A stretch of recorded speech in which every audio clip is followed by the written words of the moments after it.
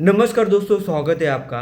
यार एक बात जरूर बताओ, क्या टाइम ट्रेवल पॉसिबल है? साइंटिस्ट का तो पता ही नहीं, लेकिन बॉलीवुड फिल्मों के डायरेक्टर डेविड धवन के पास में एक ऐसी टाइम मशीन है जो सीधा हमें प्रेजेंट में तो उठाती है, लेकिन 90s के दशक में जाके पटक भी देती है। हाँ भाई, मैं बात कर रहा हूँ वरुण धवन, पूजा हेगड़े और मुन्ना ठाकुर की नई मूवी है जवानी तो इश्क होना है इसकी। मतलब फिल्म का नाम सुनकर लगा होगा कि कुछ तो नया और रिफ्रेशिंग देखने को मिलेगा, लेकिन भाई थिएटर से निकलते ही मुझे बस एक ही बात याद आ गई, हे भगवान उठा ले, मुझे नहीं इस फिल्म की स्क्रिप्ट को।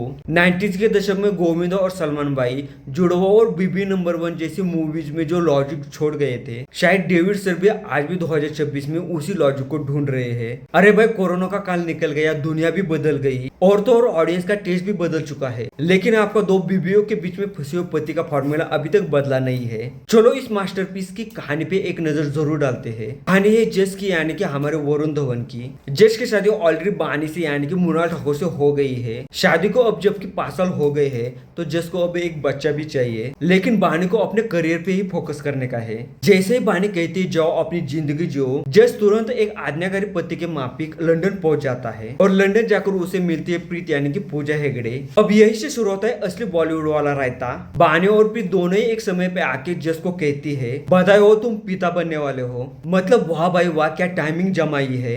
एक तरफ कानूनी पत्नी है तो दूसरी तरफ नई वाली प्रेमिका। और सोने पे सुहागा वाली बात ये भी है कि प्रीत का भाई रंधवा यानी कि जिमी शेरगिल, जो बात बात पे ऐसे बंदूक निकाल लेता है जैसे कोई अपनी जेब से गुटखा निकाल रहा हो। इसके बाद पूरी फिल्म में वरुण धवन अपने दोस्त मनीष पॉल के साथ में मिलकर कभी इस कमरे में भागते तो कभी उस कमरे में भागते हैं। मनोरंजन के नाम पे दर्शकों के दिमाग का ऐसा दही बनाया गया है जिसे देखते हुए अमूल वाले भी शर्मा जाए। इस फिल्म को लिखा यूनुस सजावल ने और डॉलर गए फराज सामजी के। और जहाँ पे फराज सामजी का नाम आए तो समझ जाना कि डॉलर में कितना गहरा ज्ञान छुपा हुआ है। फिल्म देखते हुए आपको थोड़ा भी नहीं लगता कि कोई नई फिल्म देख रहे हैं, बल्कि डेविड धवन की पुरानी फिल्मों का मिक्सर ग्राइंडर करके आगे मिल्क शेक बना के रख दिया हो।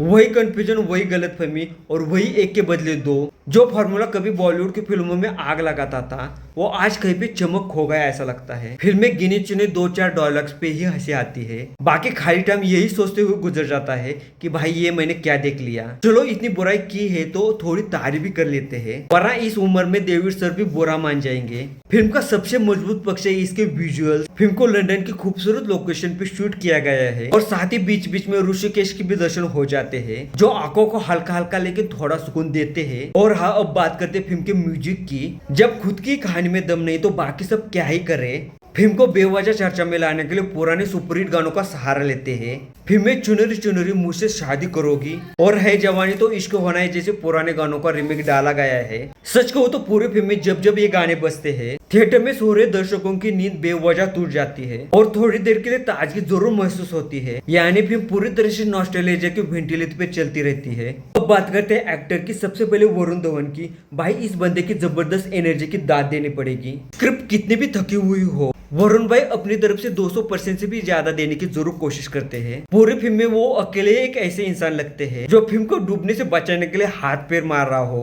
लेकिन हमारी लीड एक्ट्रेस पूजा हेगड़े और मुनाल ठाकुर, यार मुनाल जैसी बेहतरीन एक्ट्रेस को इस फिल्म में इसलिए रखा गया है कि वो वरुण की हरकतों पे रिएक्ट कर सके। पटकथा ने इन दोनों पे किरदारों को इतना कमजोर बना दिया है कि बेचारों के आसपास में एक्टिंग दिखाने का कोई भी नया मौका बनता नहीं। स्क्रीन पे जो भी दिखते हो बस जस की हरकतों से परेशानी नजर आती है। बाकी साइड विलन और दोस्तों की फौज में मनीष पॉल, जिमी शेरगिल और चंकी पांडे, राजेश शर्मा, राकेश बेदी और मोनी राय, इन सब ने अपनी अपनी तरह से फिल्म को संभालने की भरपूर कोशिश की है। लेकिन जब नाव में छेद हो तो नाविक बेचारे क्या ही करे। तो बॉस फाइनल वर्डिक्ट क्या है जवानी तो इश्क होना है।